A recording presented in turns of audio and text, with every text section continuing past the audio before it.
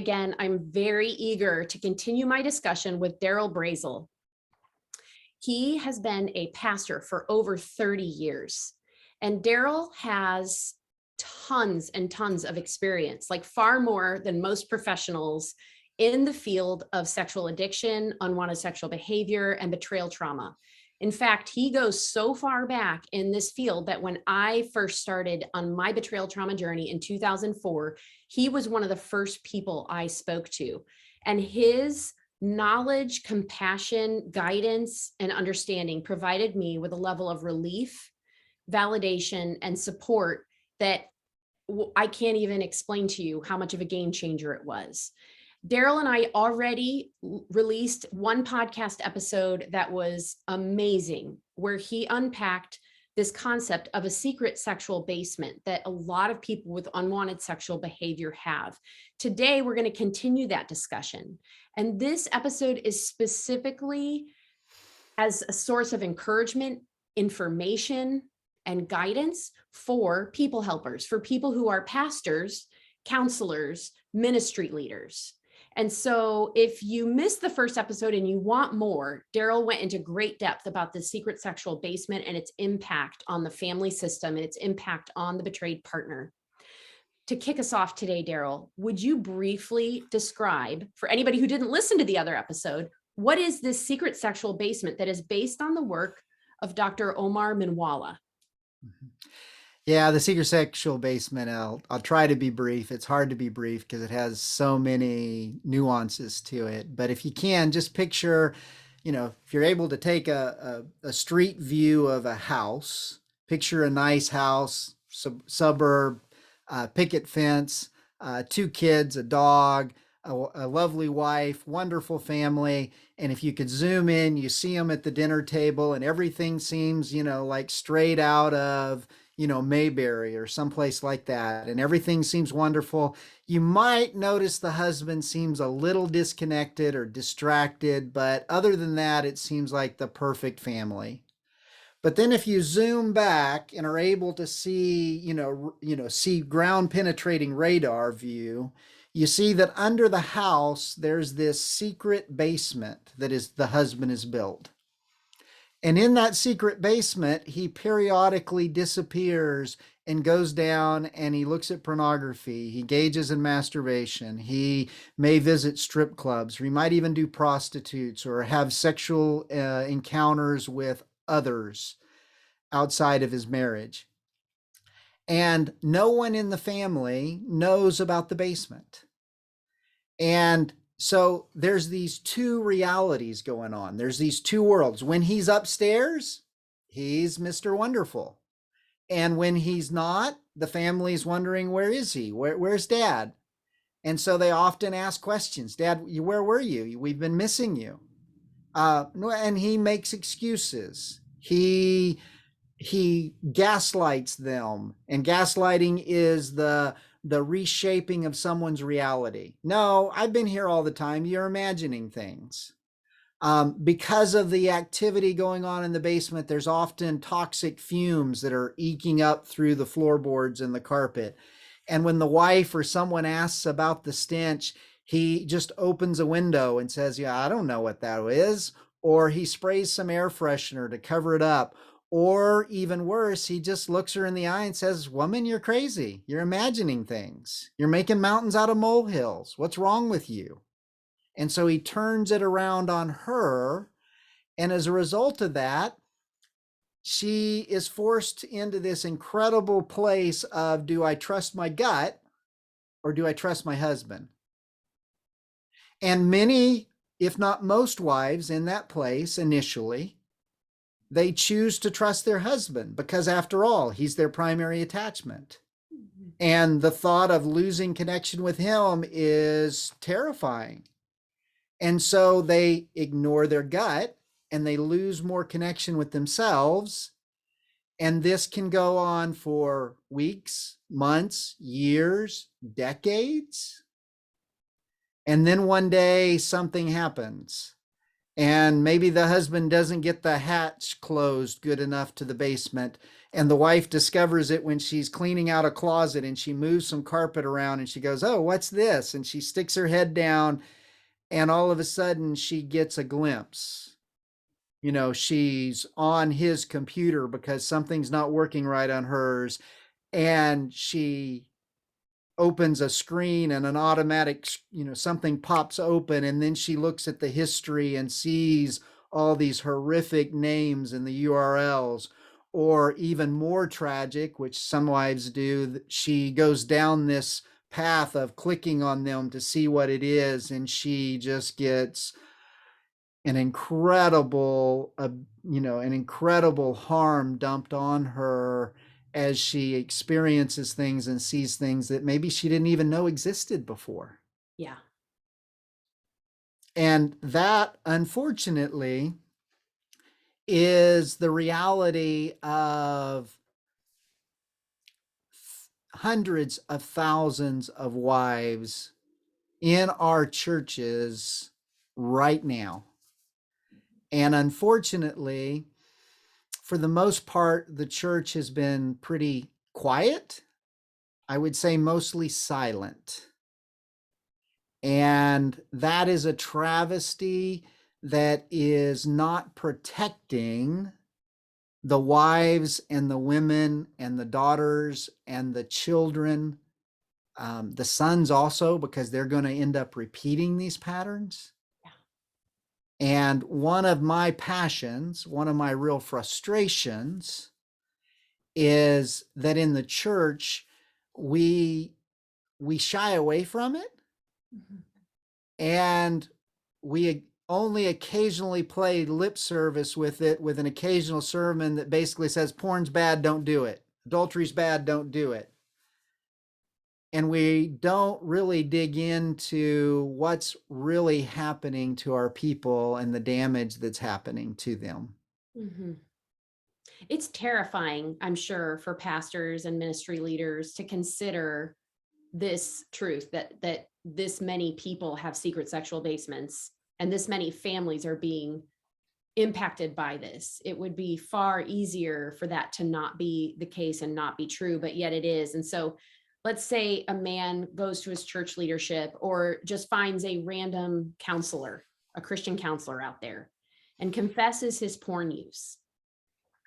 My experience has been the typical reaction is to be really grateful that he is being honest and confessing his porn use. Mm-hmm.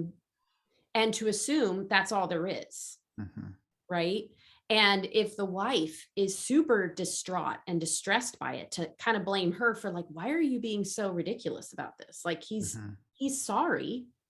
Like, let's move on and forgive him. Oh, she must be the problem. She's still stuck in resentment and anger. And while in reality, her gut has known for years something was wrong. And she probably still in her gut thinks, I don't think this is it. I think there's more. Mm-hmm. And so the typical way that we handle these types of situations is to take at face value that what he has said is the truth. What can a pastor or a counselor or a ministry leader do instead, Darrell? Well, let me come at that from several directions. We could spend a whole hour on this, and maybe we will. But the first thing I want to do is, let me speak especially to pastors here, because I've been a pastor for over 30 years now. And I've also worked in this field for 22 years. And one thing I still find myself having to fight against is how drawn I am to offer, and please understand, this is my role. When a man initially confesses to me, I do know that I am in a priestly role of hearing his confession and offering to him a reassurance of God's grace and forgiveness for him. That is our pastoral role. That is where it begins. Unfortunately, that's where it often ends. That it often ends with, okay, yes, let's Okay, Joe, thanks for sharing that. I know that was hard. That took a lot of guts. Thank you for doing that. And you've got to know that it's all covered by the blood of Jesus and you're forgiven. And I don't see you any different, and God doesn't see you any different. And all of that is critical. He needs that as a first step.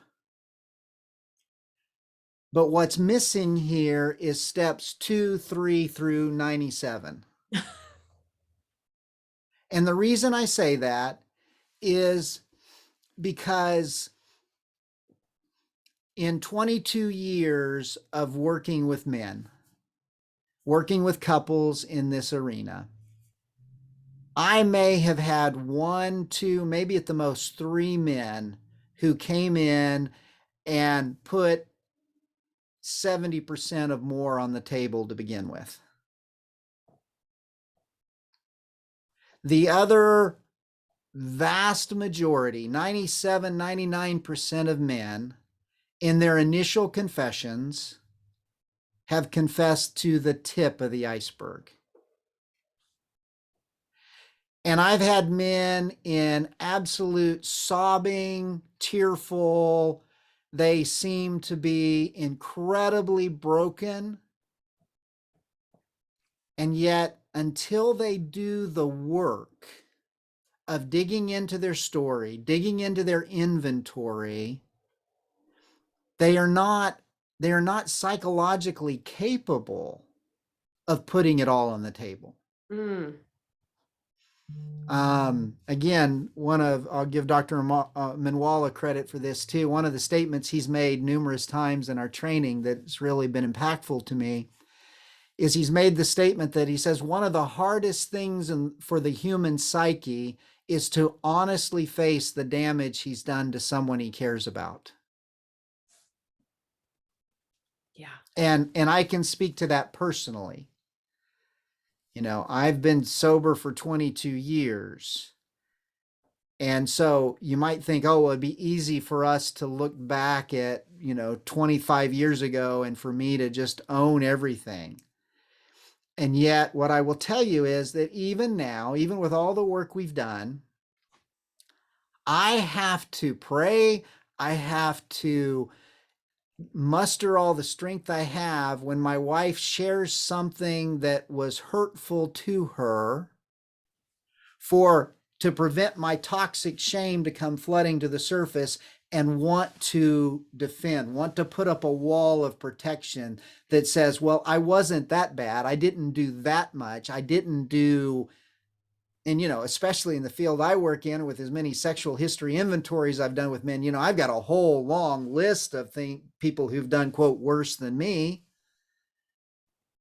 And yet the reality is what I did and what I didn't do was incredibly impactful and painful to my wife. And facing that is an incredibly difficult thing to do. Mm-hmm. And so I want to offer to pastors and counselors just a reminder that says, that is what the human psyche is like. And so because of that, we just need to be prepared. Yes, we offer them grace. Yes, we are compassionate to them. But the real compassion to them also calls them and says, okay, let's go deeper. Let's see how deep this rabbit hole really goes. Okay, so how does a counselor or a pastor do that? Like after that initial confession, obviously, like for a licensed counselor, or I'm sorry, for a pastor, it's not their job to completely usually it's not their job to completely bring a man through a restoration process or the wife through a restoration process. So rather than just assuming everything's on the table, there should be an assumption that that's probably the tip of the iceberg and that a licensed counselor or coach who is trained in problematic sexual behavior and or betrayal trauma needs to take it from there, and that this person does need a recovery group and professional support to continue to work through the reality. But often, we want to just not even assume there's a secret sexual basement. And so we just send them on their way. So what would you say about that, Darrell? Is like, besides referring to a counselor with training in this area, and most counselors do not have training. Most professional licensed counselors do not have training in problematic sexual behavior and sexual betrayal. And I know that's crazy for some people to hear that, but it's true. There's a lot of reasons for that, but you have to find somebody who has gone to specialized training in this area, and we can help you with that. So reach out to us, at Living Truth. Darrell could help you with that. I'll give you guys his information also, but don't assume you can just send them to any random licensed counselor, because what ends up happening, and in pastors' offices, ministry leaders' offices, and many counselors' offices, is we assume, oh, this is a marriage issue. This is a 50-50. Like, if he's looking at porn, what is she doing to contribute to that? And we automatically assume anything sexual must be a marriage issue, which is completely false. When we operate under that assumption, what do we end up doing to that betrayed partner, Darrell? Well, again, I'll use the same analogy I used in the previous episode we did together, and that is the triage analogy. Yeah. Is what that does is that takes someone with a broken arm and puts them in the same priority of treatment as someone with a cut carotid artery. Yeah. Because and here's what's really hard for pastors. And let me just share this, I'll just share this with you. Many of our men, men who struggle with pornography, sexual addiction, those sort of behaviors, they don't look like what is typically defined as addicts. I've worked with many men who externally they're good leaders. We talked about, part of the secret basement is the compartmentalization.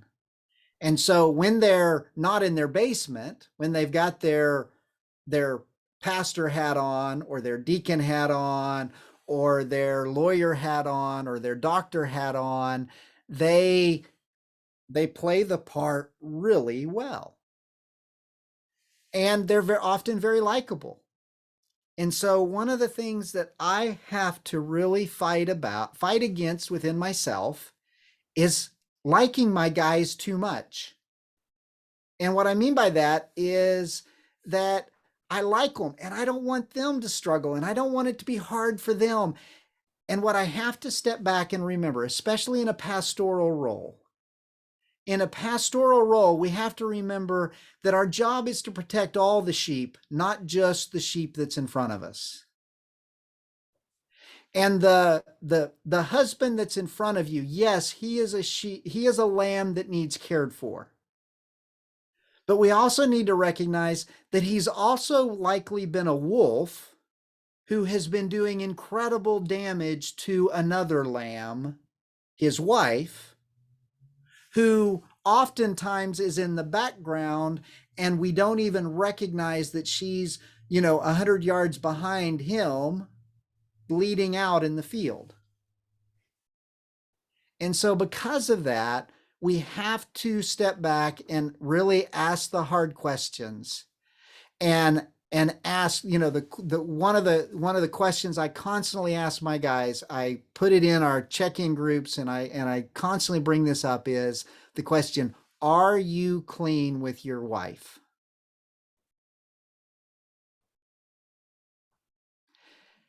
And if there is any hem-hawing at all about that, that's where I press in.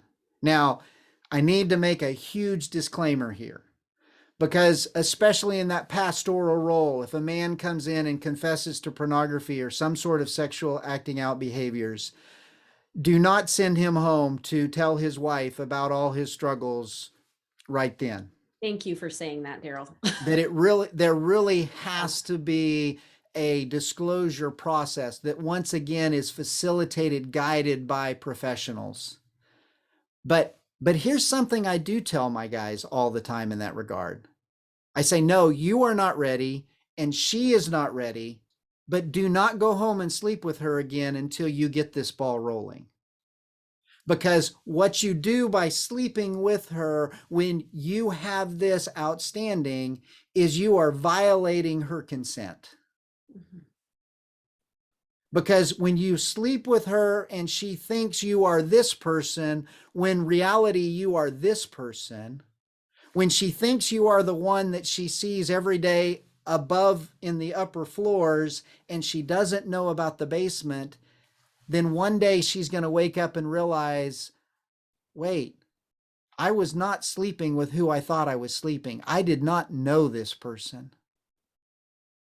And so for you to come clean to me today and then feel better, because you're going to feel better because you've just unloaded this weight, and you probably will be able to go home and connect better than you have in a while. But if you use that ability to connect better to end up in the bedroom and sleeping with her, you're going to inflict more trauma. Yeah, and possibly put her life at risk, because a lot of these men that look so upstanding in our churches, it's Mm-hmm. not just pornography. Pornography is the gateway, but it has led them down a path of acting out sexually with other people, oftentimes. And Oftentimes, it I puts cannot her, tell you how many wives have found out that, maybe they knew a little, they knew or their husband looked at pornography a little bit, they knew just a tiny tip of the iceberg, and then he's come home and said, I have an STD, you need to go get tested. yeah. Or how many wives in the disclosure process have found out that, oh crap, this was so much more than I thought it was. And so again, going back especially to that pastor in his office, I don't care how good of a friend you are to this individual, how much you think of him. It's critical that you put that aside and ask the really hard questions and send him to someone who has the training to ask the hard questions. And again, I'm telling you up front how difficult that is. I've been doing this for 22 years. And I still have to fight myself to not get sucked into how much I like my guys. And remember that liking my guys and caring for my guys, that part of that is asking the hard questions. But we also, Because I think we also have to assume that just because we're asking the hard questions doesn't mean he's going to be forthcoming. absolutely. So let's not assume that what he's saying is 100% the truth. I know my husband said he used to, when people used to say, do you struggle with porn before he was in recovery? He would say, no, I don't, because he had quit yesterday. And so he, that was his way of minimizing. And he thought he was being truthful because he really believed, I'm done. Like I'm never going to do that again, which was a lie. We call that denial of momentary reality. Yes. And it's very common. I It is cannot tell very you, common. I think of one youth pastor I had lunch with many, many years ago, back in the early days. And he was new to town, so I told him my story. And he was like, oh, wow, yeah. I used to struggle with that too. And I started pressing him, okay, what do you mean used to? And it was literally like 2 days ago was the Yeah. last time, but he was done now. So he was Right. okay. Uh-huh. And that is the thinking. That is part of the addictive mindset. That is part of the distortion that takes place in the brain. And it's especially, and just a side note here, for pastors especially, the greater the position that an individual has, especially in the church, the more difficult it's going to be for him to get truly honest. Mm. So, especially when a fellow pastor comes to you and says, I've been struggling. Mm-hmm. I will tell you, in 22 years of doing this, I have yet to work directly with a pastor where that rabbit hole wasn't incredibly deeper than it was first presented. And if you think about it, it makes perfect sense because it's that compartmentalization package again. So for example, in my own story, um, you have to really learn how to wear the different hats. You know, I was in ministry, struggling during the week, and by Friday I had to find a way to clean up, repent, change hats, and Sunday morning stand up in front of people and preach the holy word of God. And that destroyed me. And that contradiction is a huge part of what led me to seek help. Is I couldn't maintain that distinction. Mhm. But but at whatever level I was able to maintain that distinction was because of how skilled I became at compartmentalization. And so when a pastor or a church leader or someone with high influence, high respect in the Christian community says, yeah, I've been looking at a little porn, you can pretty well guarantee that a little porn is not a little porn. It is a lot of porn.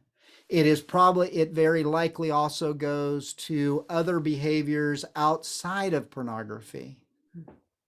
And so one of the reasons that, and I don't know how far we want to go off on this trail, but it's also one of the reasons why many men have gotten poor counsel when they've gone to pastors, is because many times they've gone to pastors who have their own secret basement. So challenging their member about their own secret basement risks shining light on the whole secret basement principle.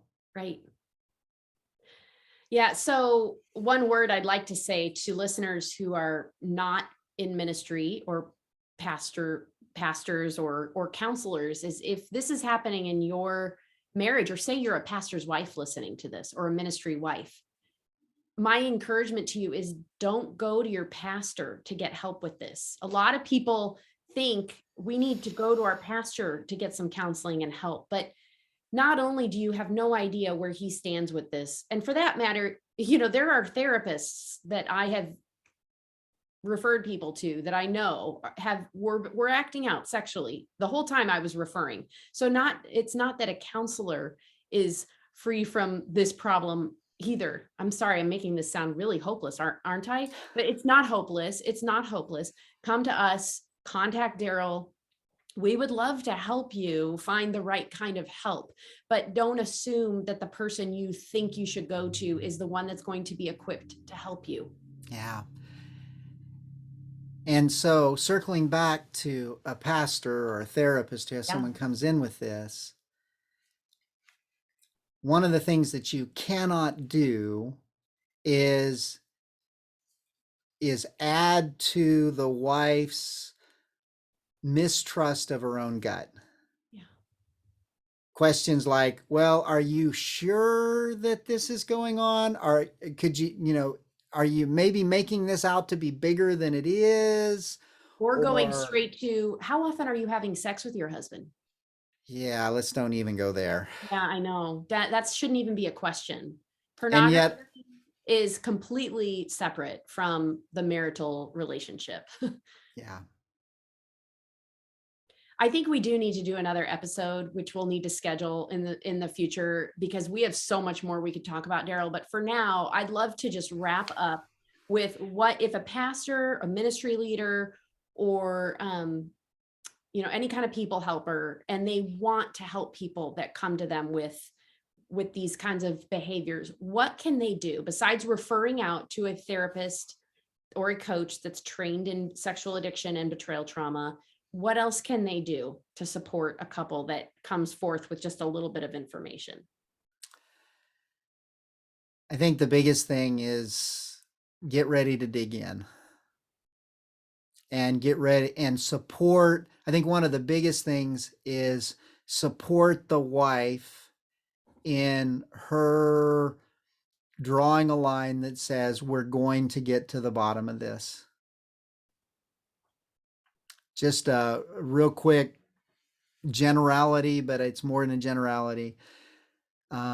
I began my own journey of recovery because I couldn't handle the duplicity. I couldn't handle that tension of being a quote man of God and being in the gutter. Mhm. And it tore me up, and I said, God, I'll do whatever it takes to get out. And so when I first started my groups, I fully expected to be run over. I fully expected to have more people, more men that I could handle. I put out my first notice kind of reluctantly of, okay, let's get prepared for this onslaught, because I was the guy who for years was looking for a way out. I would have jumped on anyone who offered any hope. So I assumed that's where everyone else was. In 22 years of doing this, I will say maybe one man out of 20, maybe one out of 50 comes to me that way. The rest come when the wife says, get help or get out. The rest come when they've been fired at work, when they've gotten an STD, when the world is crashing on them. And I cannot tell you how many of them would have come much sooner if pastoral intervention had not happened wrongly. I cannot tell you how many men have been to their pastor, told them what they were struggling with, and their pastor told them, well, whatever you do, don't tell your wife. Oh, that is, Whatever you do, let's just handle this and you move on and don't do it anymore. And so they try to. But guess what, folks? If you are still lying in your most intimate primary attachment, how are you going to suddenly become a man of integrity? And so, one of the most critical things that we have to do is to help a man understand that there is no real transformation without full transparency and really getting to the core of things. mm, And what we have to help wives to understand is you are not being unsubmissive, you are not being the B word for digging your heels in and saying either he gets help or he's not welcome in my house, and he's certainly not welcome in my bedroom because I'm not sharing my bed with porn stars. Those are not wives being bad wives. Those are wives using godly anger that says, I want to fight for my marriage and my family and my home, and I need you as my counselor, as my pastor, as my church to support me in that fight, because this church is supposed to be about families and honoring God in our families and in our lives. Will you support me in that? mm. I've never heard a wife say that because she's not able to. But that's what the cry of their heart is when they come to you and they come with their husband and they say, I know he's looking, I think he's looking at porn. I've seen some signs and I'm dying inside and I don't know what to do with it. And don't be surprised if that wife comes looking crazy, like hysterical, because her entire nervous system is lit up with the Absolutely. terror of what she's experiencing in her marriage. I looked crazy when I was going through this. I didn't recognize myself. And so then when you see that in your office, you might assume like, well, something's wrong with her. Well, maybe something's wrong with her because she's traumatized by what she's going through in her marriage. So don't assume that because this wife seems kind of out of control or hysterical, that she is the problem. Yeah. Because in fact, she is traumatized. We must believe her. I tell people one thing you can do for a wife that has had sexual secrets erupt in her marriage is go to her and say, what can I do to help? And then give specific options. Can I bring you meals? Can I help take care of your kids? Can I help pay for counseling? Can I come and clean your house for you? Can I just sit and listen to you? Can I bring you tissues and hold you while you cry? Really specific things that we can do. I believe that in many ways, especially once the depth of the truth is discovered, we need to treat this woman like we would treat a widow, because in many ways she has been widowed. The man she thought she was married to is not really him. In fact, he may be an abusive monster once his secrets are uncovered. And so we need to treat her either like a widow and or like an abuse victim, like a domestic violence victim, because in many ways this is abuse. And we have got to stop shaming wives, and we've got to start supporting them. Yeah. We see the pictures coming out of Ukraine right now. Yeah. Those are the that's the kind of picture that really paints what happens for a wife when it all comes out. Yes. And as pastors, we have got to do a better job of seeing that damage and stepping in and saying, okay, how do I help? And yes, it is helpful to point the husband and help the husband with counseling and those sort of things. But we can't forget that the wife, and this is part of where, some of the man box stuff plays in, that as men, I don't think a man, and I think this goes all the way back to Genesis chapter 3, because of a woman's desire being for her husband and her family, that desire goes so deep and is so core to who woman is, that as men, I don't know that we are biologically, neurologically capable of understanding the depth of the pain and the despair that comes in when a wife wakes up and says, my whole marriage is not what I thought it was. And as churches, as pastors, we've got to do a better job with that. Yeah. Because we have literally, I would say half of our congregations, but most churches are much more than half female. We have more than half of, we have half of our congregations who are just dying. And for those pastors who are still trying to be in denial and say, well, not many of my men struggle that way, go to provenmen.com, look at their statistics. That's the best stuff that I've seen on the church statistics. And you will be shocked to see how many men in your congregation have looked at porn in this last week. Yeah. And if they've looked at porn in the last week and are denying that to their wife, are pretending it hasn't happened, they have a secret basement.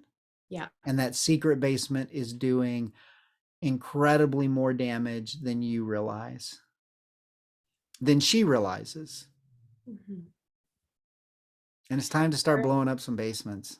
That's right. It is time to start blowing up some basements. And this is messy work, folks. So if you're a pastor or ministry leader, you're listening to this and you're like, oh my gosh, I don't even want to go there. I don't even know what to do next. Please reach out to Darrell, reach out to us. We would love to come alongside you and think through a plan of how to better care for and love the people that we are counseling, that we are leading in our congregations. Darrell, thank you so much for taking time out of your busy schedule to open up this topic. I am looking forward to future episodes with you. We are so grateful for your expertise, your wisdom, your gentleness, but also your truth. Thank you so much for taking the time to be with me today. Well, thanks, Kristin. I've enjoyed the conversation. Look forward to more.